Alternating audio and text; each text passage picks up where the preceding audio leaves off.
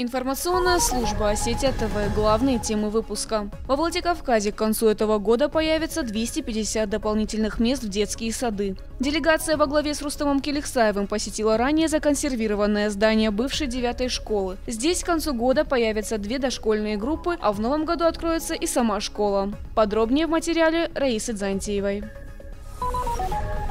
Северная Осетия – триумфатор конкурса «Хрустальные звездочки-2014». На Всероссийском фестивале приняли участие одаренные дети работников Федеральной службы судебных приставов и иных государственных структур. Заключительный этап чемпионата СКФУ по мотокроссу собрал в Северной Осетии гонщиков со всей России. Весь звездный состав страны, призеры и победители различных чемпионатов Европы пытались определить лучших в когда-то популярном виде спорта. Эти и другие темы далее подробно. Во Владикавказе к концу этого года появятся 250 дополнительных мест в детские сады. Об этом рассказал градоначальник Сергей Дзантиев. Сегодня он проинспектировал новые строящиеся объекты дополнительного образования вместе с заместителем председателя правительства Рустемом Келихсаевым. Делегация посетила ранее законсервированное здание бывшей 9-й школы в поселке Ридант. Часть школы теперь будет использоваться под детский сад. Здесь к концу года появятся 2 группы по 30 дошколят в каждой. Кроме того, в новом году запланировано открытие самой школы. Обучаться там будут 200 детей. На сегодняшний день, в этом году, в 2014 году, мы должны дополнительно создать в республике 3685 мест. Из них путем капитального строительства это 1050 мест. Мы знаем, что в городе Владикавказ строится 3 детских садика. Один дополнительный садик строится в Моздокском районе, селение Кизляр. И вот то, что мы сейчас увидели, проехав 4 садика в городе Владикавказ, это так называемые дополнительные места в детские сады. Путем реконструкции мы создаем дополнительные места, и мы видим, что сегодня работа в городе Владикавказ ведется активнейшим образом. В этот же день комиссия посетила 34-й и 92-й городские детские сады. Здесь также к концу года планируется открыть по одной дополнительной группе на 30 человек в каждой. Для этого потребовалось чуть более 50 миллионов рублей, большая часть из которых выделена из федерального бюджета. Проект по развитию детских садов проходит в рамках реализации федеральной программы модернизации дошкольного образования. Рая Дзантиева, Алан Гасанов, Осетия ТВ. Поздравляю!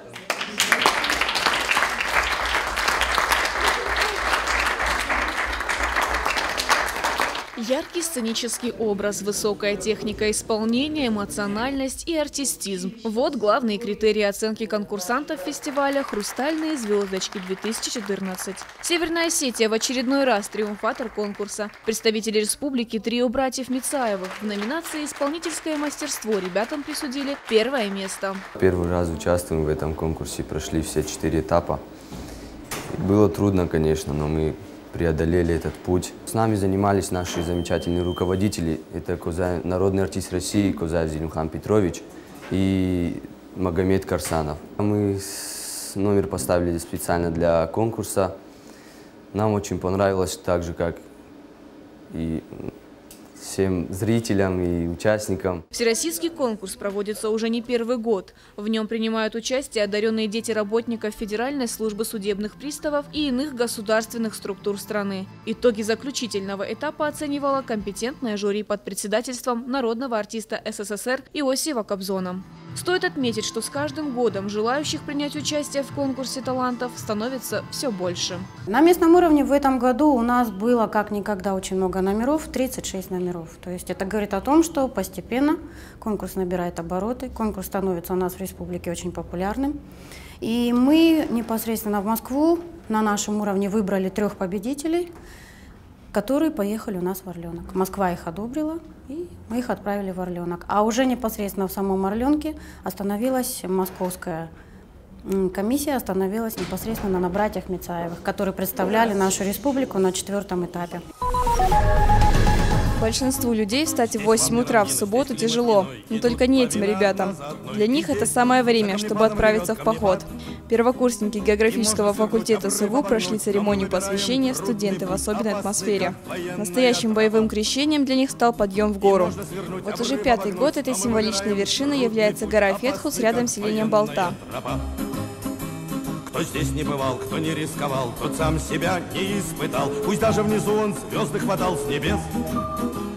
Внизу не встретишь, как ни тянись, за всю свою счастливую жизнь десятой доли таких красот и чудес. Как бы традиция становится, из года в год теперь первокурсники будут именно на Фетхус подниматься. И это будет как бы обряд посвящения первокурсники. Выбор горы не случайен. Подъем несложный, высота около 1700 метров. Это один из самых популярных маршрутов среди турклубов. Ты так и не покорил. Как вечным огнем сверкает днем вершина.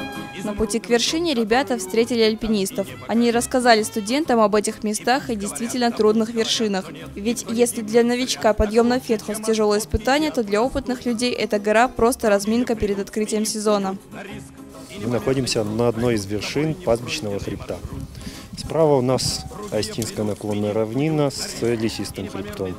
Слева у нас скалистый хребет и дальше горы бокового и главного Кавказского хребта. Но их особо не видно за скалистым хребтом. До самой вершины ребята старались не пить и не есть, чтобы подъем был легче.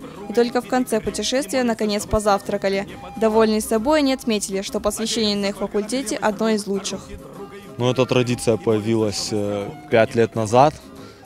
Тогдашний студактив нашего факультета думали, какое бы сделать посвящение для первокурсников, и придумали восхождение на гору. Все эти 5 лет мы восходили на гору Фетхус, то есть не мы, а первокурсники. Поднявшись на вершину, это уже ты достиг какой-то высоты на первом курсе. Здесь никто не ставил задачу кого-то обогнать быстрее, выше, сильнее. Здесь этот девиз не так важен. Главное взойти на вершину и преодолеть себя. Горы закаляют не только тело, но и дух. Видимо, по этой причине тот, кто хоть раз побывал в горах, обязательно хочет вернуться. Наталья Алексеева, Михаил Безуглов, Осетия ТВ.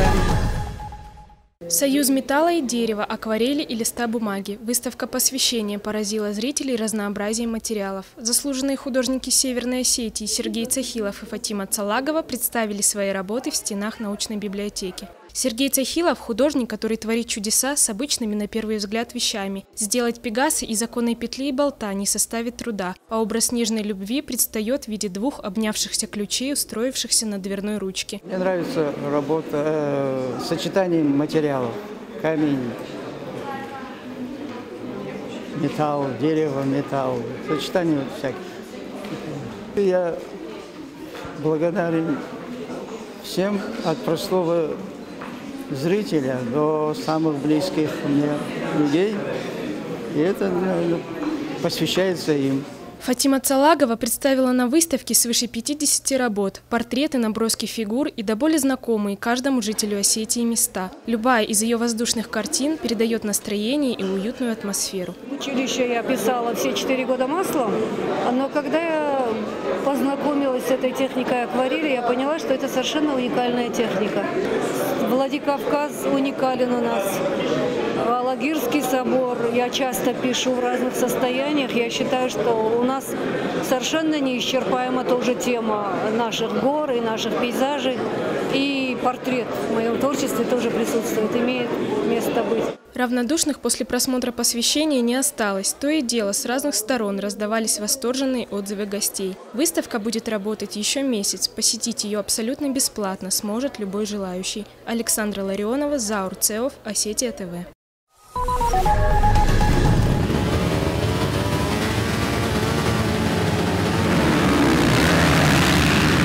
Рев мотора и пыль трека. Заключительный этап чемпионата СКФУ по мотокроссу собрал в Северной Осетии гонщиков со всей России. Самый популярный вид спорта в стране, так о нем можно было сказать в советские времена. Сегодня мотоспорт держится на энтузиазме любителей. В этом году приехало еще больше народу, даже с Владивостока команда приехала. Так что очень много народу, много чемпионов Европы, участники чемпионата мира приехали. Так что состав очень сильный. У нас участвуют ребята от 8 лет уже начинают и до упора. Короче, класс мастер, это и 50, и 60 лет есть. Так что здесь ограничений нету. Ричарду Дорофееву всего 11. В мотоспорте он около полугода. Мальчик решил последовать примеру собственного деда. Любовь к скорости у него в крови, а вот опыт в их семье передается по наследству. 3 месяца у нас был с ним спор. Он ни в какую не уступал. Но мне пришлось купить мотоцикл и начать тренировать внука. Он очень дорогой вид спорта. Это не какая-то там борьба или там тайский бокс или еще что-нибудь. Это вот где купил перчатки и там что поехал, нет. Каждая поездка, она выходит в большие, хорошие деньги. Ну, меньше, вот, допустим, мне отвезти его куда-то, даже в ближайший Пятигорск, меньше 5000 не выходит. Это увлечение не из дешевых. Хороший мотоцикл стоит как приличный автомобиль, да и снаряжение обходится в копеечку. Возможно, поэтому число участников не превышает 80 человек. И если нехватка денег кого-то останавливает, то возраст здесь точно не помеха. За победу боролся Николай Теряев из Ставрополя. За долгие годы мотокросс для него стал едва ли не самой важной частью жизни. Я так думаю, что это уже жизнь моя. Это и профессия, специальность, и тренерская работа там. Но я уже завязан. Мне 67, я сказал. Вот, и я чувствую себя, в общем-то, ну, нельзя мне уходить от этого дела. Я буду, наверное, вот что-то не сделал, останется так. Надо продолжать, надо ребят расти. На мотокроссе в станице Архонской собрался весь звездный состав российских гонщиков. Здесь призеры и победители различных чемпионатов Европы. Всего 20 человек. Для них был организован отдельный заезд.